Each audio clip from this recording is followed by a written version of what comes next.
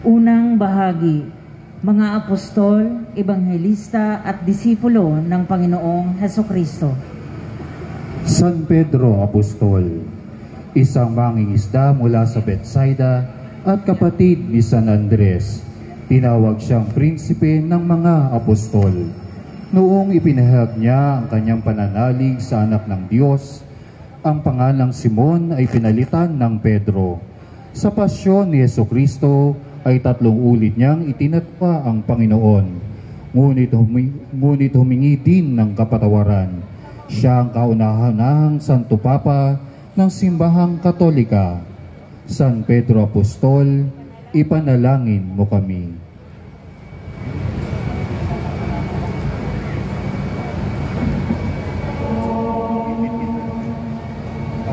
Erat autem Barabbas latur,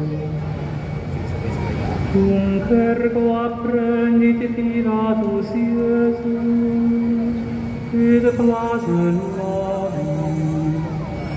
San Andres Apostol, ang alagad na kauna-unahang tinawag ng Panginoon, kapatid ni San Pedro Apostol at tagasunod ni San Juan Bautista, bago naging disipulo.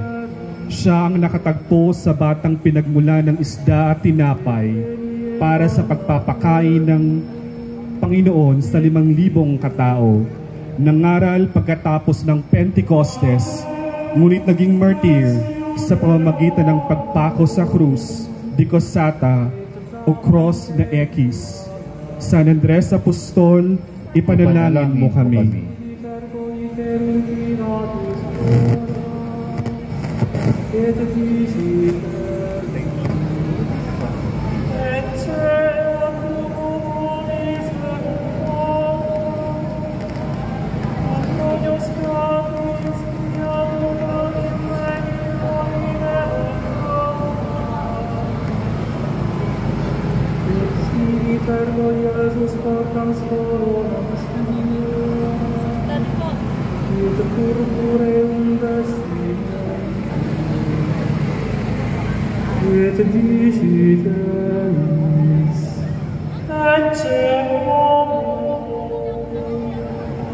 Cum ergo vidis centum pontifices et ministri, clamabant dicentes: Crucifixe, crucifixe. Santiago Mayor Apostol, anak ni Santa Maria Salome at kapatid ni San Juan Apostol. Siya ay tinawag na mayor upang mapabukod sa nakababatang Santiago. Naging saksi ng muling pagkabuhay na anak ni Jairo, pagbabagong anyo ni Jesus sa Tabor, at ang panalangin sa Getsemani. Nangaral sa Espanya at bumalik sa Judea. Siya ang kauna-unahang martir ng pahirapan nugutan ng ulo sa Jerusalem. Santiago Mayor Apostol, ipanalangin mo kami.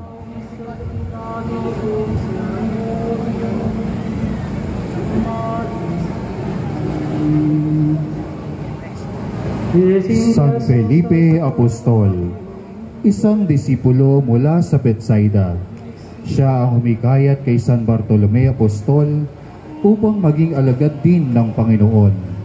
Noong tinanong siya ni Jesus na ipakita ang makapangyarihang Diyos Ama, ay sinagot siya ng Ama, "Ang sinumang makakita sa akin ay nakakita na rin sa Ama." Sa kanyang pangangaral ay dinakip siya sa Gresya, ipinako sa matangkad na krus na naging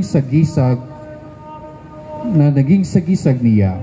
San Felipe Apostol, ipanalangin mo kami.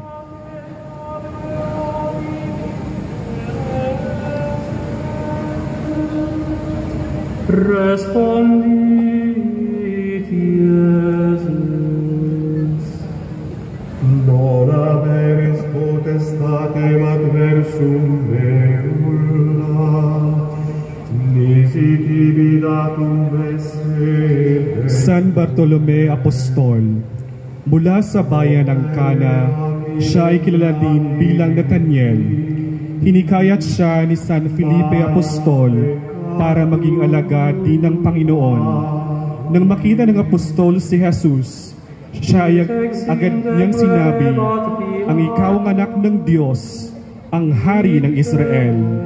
Nangaral pagkatapos ng Pentecostes at nakarating sa Armenia, nadakip na mga barbaro sa Albanopolis at tinanggalan ng balat hanggang sa mamatay. San Bartolome Apostol, Ipanalangin mo kami.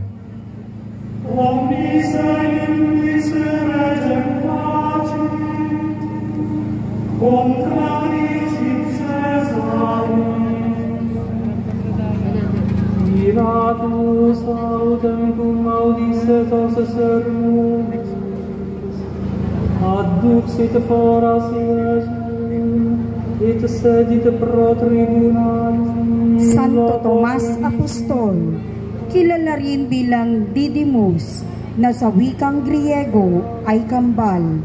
Bago pa man ang pagkamatay ni Jesus, ay walang takot niyang ipinahayag ang sumama tayo kay Jesus kahit sa kamatayan. Ngunit nag-alinlangan kung tunay ngang nabuhay muli ang Panginoon. Agad siyang naniwala nang magpakita ito sa kanya. Nangaral sa India at naging martir noong pinagtutusok na ng sibat. Santo Tomas Apostol, Ipanalangin mo kami.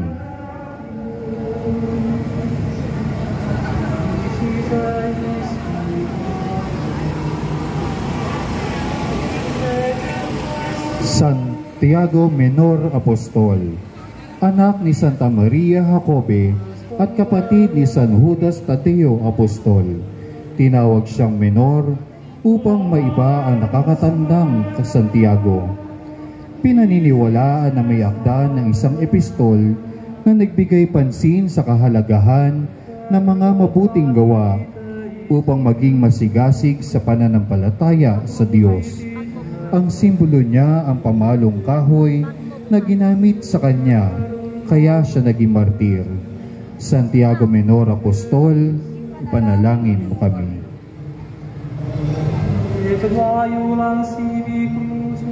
San Judas Tadeo Apostol, anak ni Santa Maria Jacobe at kapatid ni Santiago Menor Apostol.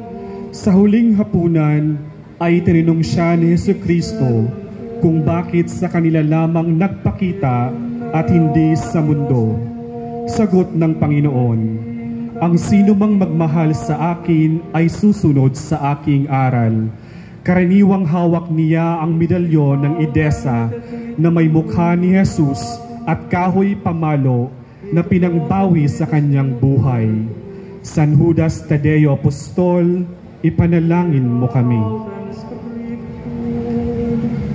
Jesus Nazarenus Rex Iudeorum,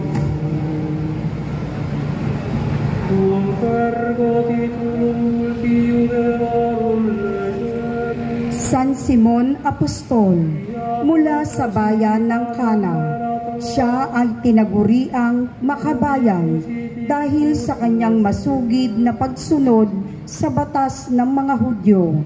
Tinawag din siyang zelote ni San Lucas Evangelista na isang grupo ng mga mapagmalasakit sa bayan. Pagkatapos ng Pentecostes ay nangaral siya sa Ehipto hanggang Persia.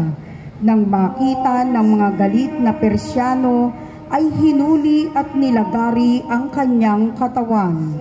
San Simon Makabayan, Ipanalangin mo kami.